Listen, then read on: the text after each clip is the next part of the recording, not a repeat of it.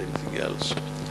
In certain cases, of course, as you know, let me add, women's witness is never accepted, and that is in the question of sighting of the moon, because they can very easily see one while it may not be there. Conceive, or if she is ill, husband can marry another woman. But if the husband is unable to give child to the woman, or if he is ill, why does Islam not allow to have more than one husband? Islam does not allow to have more than one husband at a time. That means when she is already attached to a husband and married to a husband, there cannot be another husband. I mean, this has been clearly explained by Imam Ali alayhi salam. If we remember that particular incident in which the women took a delegation to Imam Ali alayhi salam and asked the same question. Not, of course, with this detail, but they said, Ya Ali, for a man to marry up to 4 wives, as he said, correct, the Quran says 2 or 3 or 4. And for a woman to have only one husband, I mean to have more than one husband, as it is practiced in, say, Tibet and other places, it is called polyandry. This is polygamy, that is polyandry. So Imam Ali alayhi salam said that the philosophy of marriage is procreation. The philosophy of marriage is procreation. Then he brought a bowl of water, empty bowl, and he said, this is empty bowl. Now each of you hold a bottle of water and pour. And all of them poured water into that particular bowl. And then Imam al-Islam said, now each one of you take away your own water which you brought into your bottle. And they said, Ya Ali, that is not possible. Imam said, if you have understood what I want to tell you, that we want to know whose descendant you are. Your ancestry has got to be ascertained.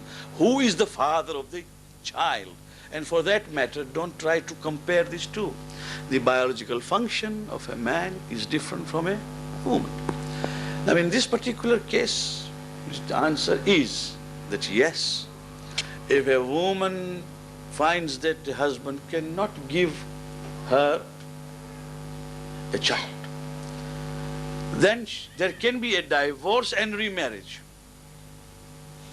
This is it. And if I may go into some details, Shariat is really interested, Shariat Islami, as to why that husband is unable to give a child. God forbid, if he is totally unable to consummate marriage, as we all know, Maulana is sitting here, that nikah, which was read even years ago, is batil, as we know. So for that reason, if the consummation cannot take place because of incapacity, the marriage is void. If it is because there are some medical problems, that he is not incapable, but there is absence of certain things, and then at that time the woman is a right to seek divorce and remarry, but not to have the husband and also have another husband so that she may get the child. For simple reason that the biological function of two human persons are different.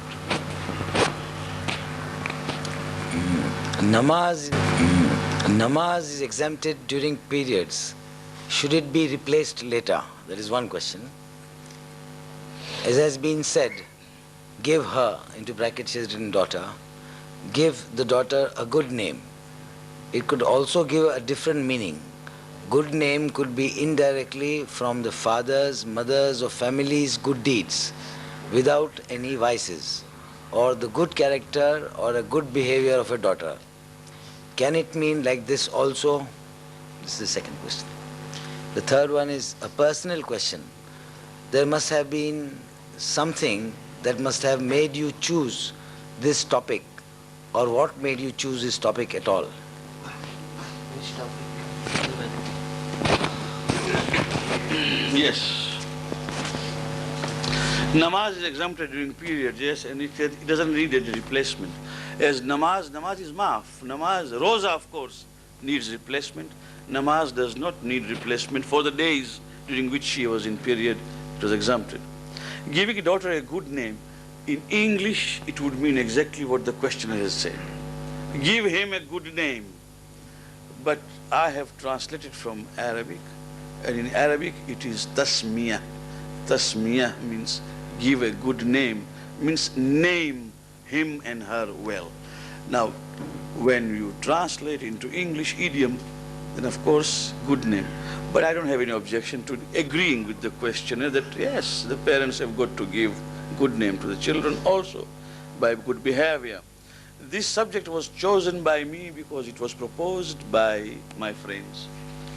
When we last met a week ago or so, I was given an opportunity to come and address my friends here, and they said, we would like to see what choice you make. They gave me some choice. And I said, well, I have a subject, youths in Islam, for example. The challenges of the modern world to Islam. But they said, let us start with this subject, women and the status in Islam.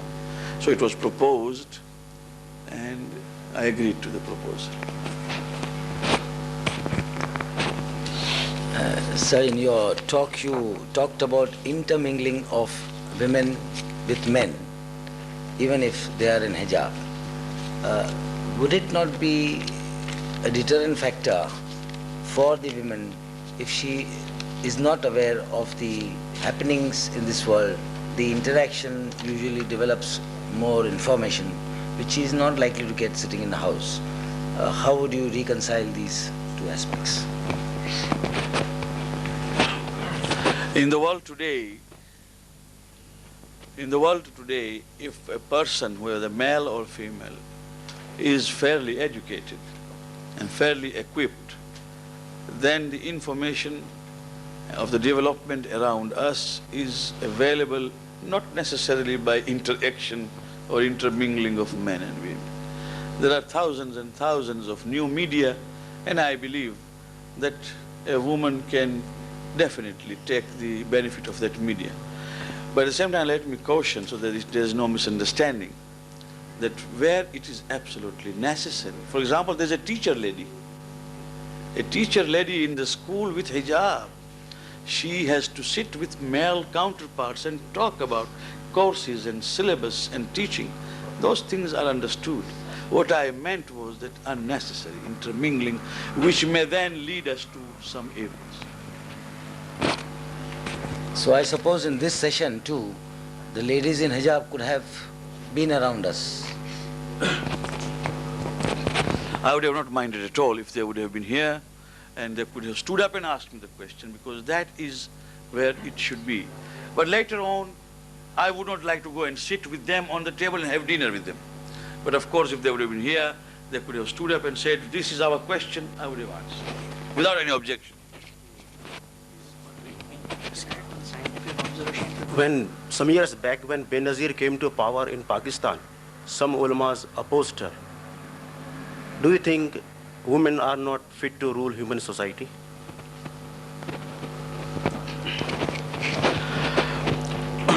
The opposition which was mounted against Benazir or whoever at that particular time perhaps was politically motivated. I personally feel that if she would have worn hijab, which later on she tried, but she did not, she could have very well ruled. I personally never felt anything wrong about it, but I felt wrong about it when there was no hijab at all. And I have a feeling that she could have been a good ruler, at the same time maintain that hijab if she wanted. There isn't any such law, as far as I know, which prevents a woman in Islam from coming to that status. Apart from the husband and the Hakim-e-Sharia, is there any other individual or a body or a committee which is given the divine rights to execute divorce between a couple? Yes. The divorce by a man, by husband, is in normal circumstances, where the resolution of marriage takes place with either mutual consent or after having gone into the case and found some reason for discontent. Hakim Shara will enter in if the husband has been neglecting his duties, at the same time not divorcing. But do you know one thing? That in Islam, in fiqh Jaffer especially, a woman can reserve her right of divorce provided she sets that condition at the time of nikah, and the right of talaq is delegated to the wife without the husband himself losing it. It's called tafweed. I'm not teaching a new lesson. I don't want this to be this practice. But if this takes place, and if the wife has kept a condition at the time of nikah, not later on, that the husband has given me the right of divorce without he himself losing it, then, and if the husband agrees to it, then she will exercise right of divorce. Apart from there, according to our marajia, there are 7 circumstances in which the wife will seek divorce. 1, cruelty, beating too much. Too much means beating intolerably. 2, prolonged absence or imprisonment. 3rd, impotency. 4th, moral turpitude. 5th, lewdness, or rather to say being shameless or whatever in his conduct and all that. Insanity, that means, God forbid, if the husband has gone mad. All these things give a wife a right to seek divorce. Of course, she will seek that through the hakim shara. And include the wife also in this. The wife, the husband and the hakim shara. Apart from, is there any other corporate or any other body or individuals or group of people who can decide on the divorce? Whatever the reasons, we don't want any specific case. No, no one else can do it. Can this be get in writing? This is there in the... The Jamaat can... Now I'm being specific. What is Jamaat? Jamaat in any part of the world. Decide between divorce or prolonged divorce. No, ask me one question. They cannot read the divorce without the participation of these two. Prolonging maybe because of some reconciliation committee is there which is trying to effect a reconciliation. Without any hakimeshar or ulama in that committee? What is wrong in trying to effect peace? This is what I'm asking. And if it is not peace then? Then there must be a reasonable period, not prolonging. Let us say that for some reasonable period, we always try to create an atmosphere of reconciliation between man and woman, because when they come with a petition for divorce, we don't just read divorce. So the Jamaat would try to make some reasonable approach. Elders will sit, perhaps family members will sit and try to. In that prolonging is good. But your question was that can anyone else decide upon the divorce of a particular couple? Nobody can. It is the husband or the wife or the hakim shara.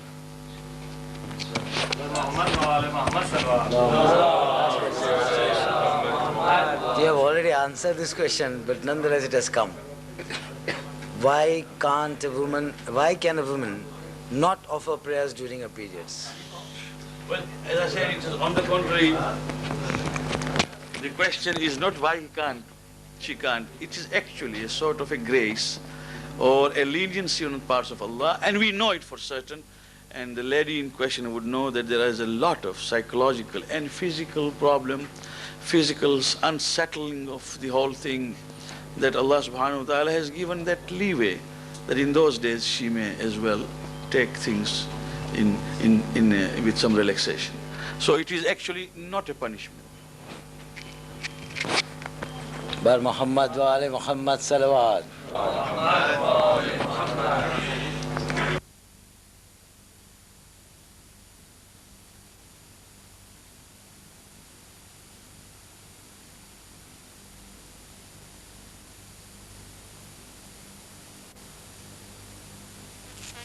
العين